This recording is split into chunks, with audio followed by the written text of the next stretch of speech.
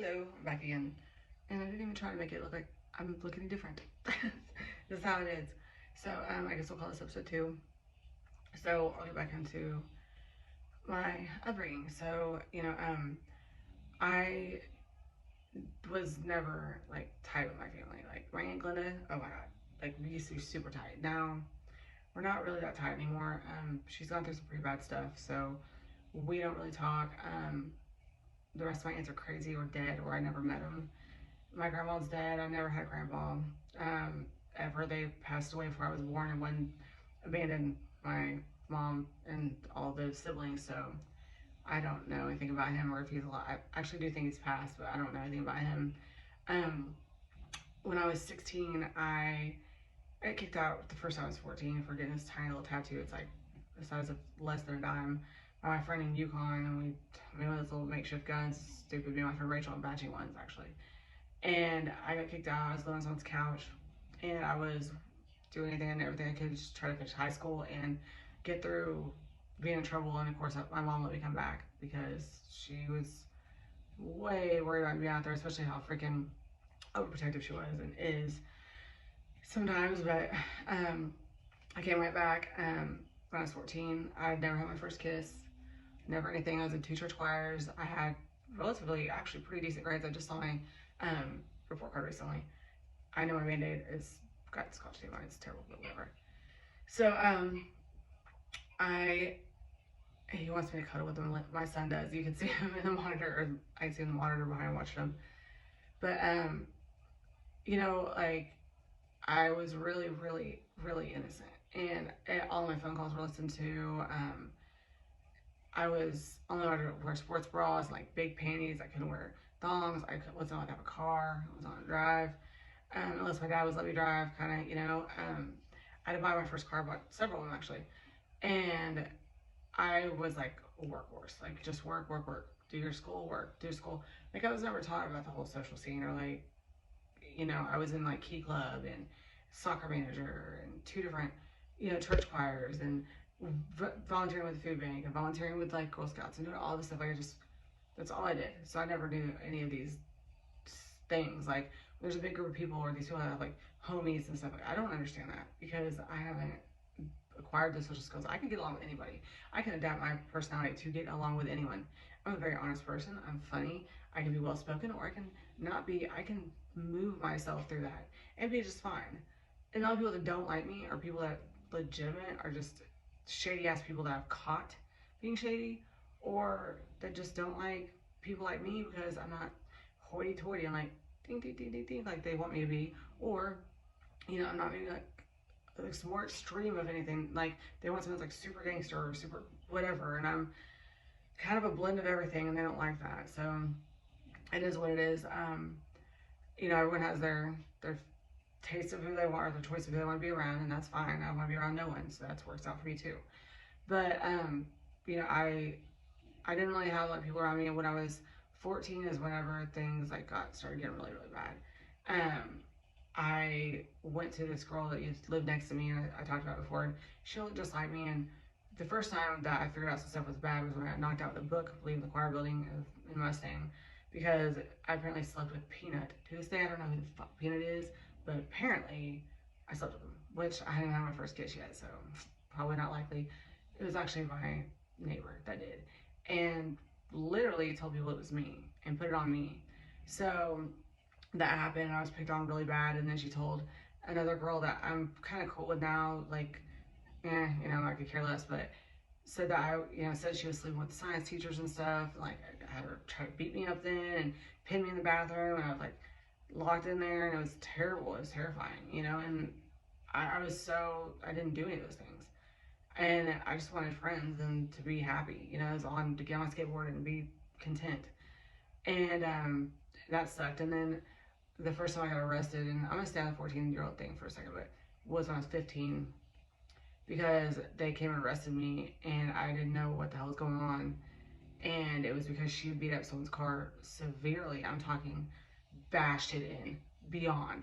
And I didn't see it. I don't know what it looked like. I know who the girl was, but I don't know her like personally. I don't think we've ever even had a conversation.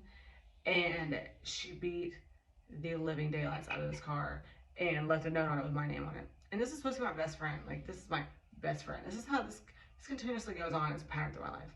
But, yeah, so they came and arrested me, and they had to do a polygraph. I had to do, you know, signatures and all this stuff, like the handwriting analysis, and they were like, finally let me go. And I was like 15. I was like, I did not do this. And my mom was like, did you sneak out of this? I was like, no, I didn't do it. And she had my back when I told her. I mean, I was like, I did not do this. And I didn't. And I didn't have a car anyways or any friends, so how the heck was I going to get wherever the heck was? And me and that girl never even talked. It just didn't even make sense. And the fact that that girl was my best friend since I was 3 years old, really, I mean, she really was. That just really, it started it all off. Like, it just, you know, I was pretty upset. Well, then I, you know, but I was 15. A little before that, that same girl, well, I was 14 and a half, had a birthday party, and it was out in Dibble, Oklahoma. Tell me why this was a freaking kegger with trash can punch for 14-year-olds, 13-year-olds too. So it's like out in the woods, like super far out, and I go and like, mind you, I'm like church. And I'm thinking like, it's my best friend's birthday party. We get there, and this is like a rundown trailer. And the fact that my mom let me go, I mean, she didn't drop me off. I don't know how that even happened. I can't recall how I got there, how that scenario was. But it's like this rundown trailer that like half of it doesn't have power on. And there's all these like kegs and stuff. I'm like, what the fuck is going on? And mind you, I didn't really go to birthday parties. It wasn't allowed. So I got drunk. I drank trash can punch because I never drank alcohol my entire life. So Leah, I'll say her name. I'll say everyone's name in this. Was my best friend, got me drunk, and I passed out, and a guy picked me up and drug me into a field and raped me. That's how I lost my virginity, and that's the first sexual encounter, i.e. that happened to me before I even had my first kiss.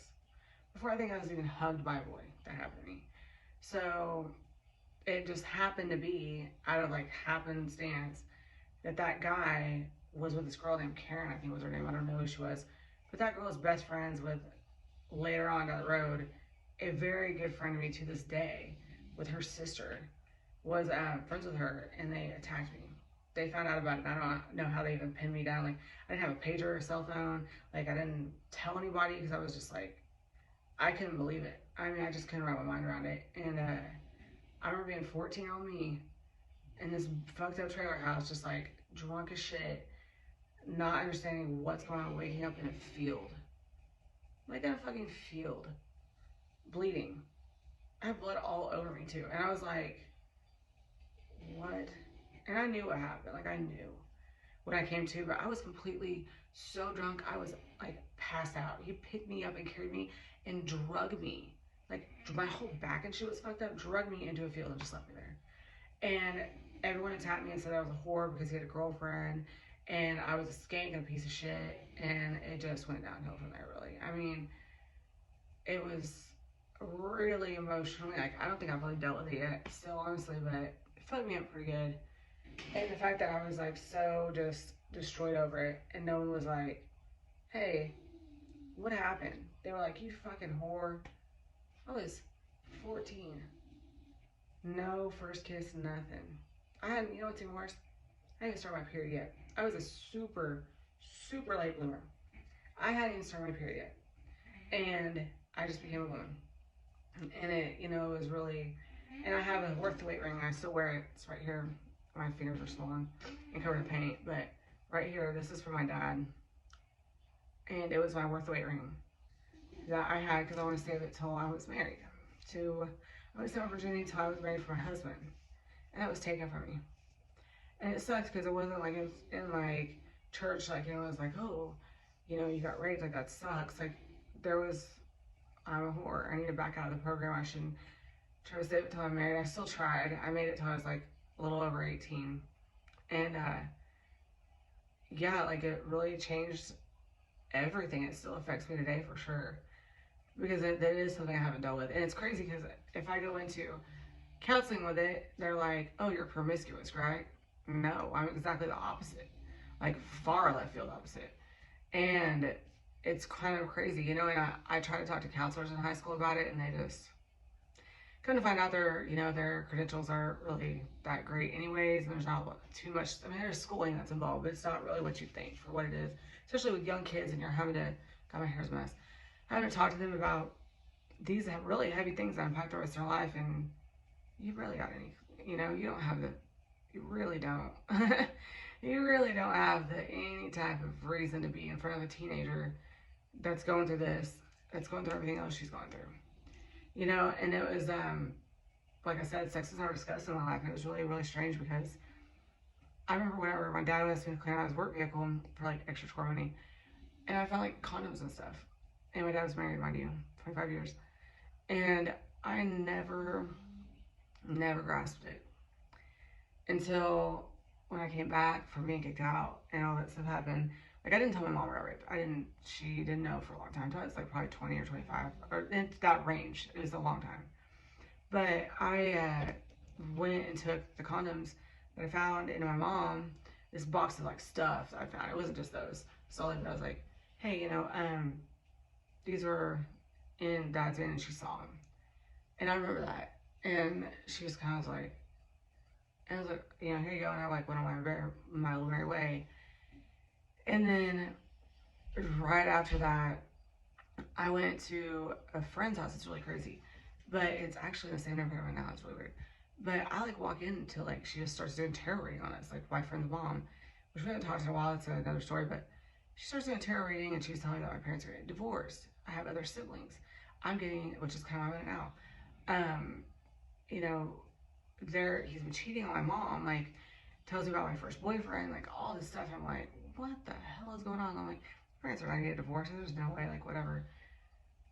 Yeah, they did when I was gone when I came back when I was 16, like I said, and my parents told me they were divorced because my dad was having affairs with my mom. And she said if he did it again, he's gonna get kicked out because he'd done it so long with my mom for so many years. And that's why I have 3 illegitimate, maybe four siblings. I don't know the mixture of boys to girls, but I believe there's a boy in there somewhere. My middle sister knows more. I've chosen just to kind of, they haven't tried to reach out to me, so whatever, I got enough trouble to deal with. I'll put that on the back burner for now. But got enough. But my dad spent my college fund on internet sex hotlines. Ironic, huh? He used to tell me I was a whore. I was a skank. I would never be anything. I was trash. And I was worthless. No one wanted me. He didn't come to my graduation. For someone that was my best friend too, I was my daddy's girl. It was pretty hard. I still have problems with that. Obviously, I could tell him like well up, but he really was proud of my middle 2 sisters. He was really proud, and he was not of me. And then my parents always told me like how I had terrible grades and stuff or whatever. And then I came across all of our report cards recently, and mine were the best.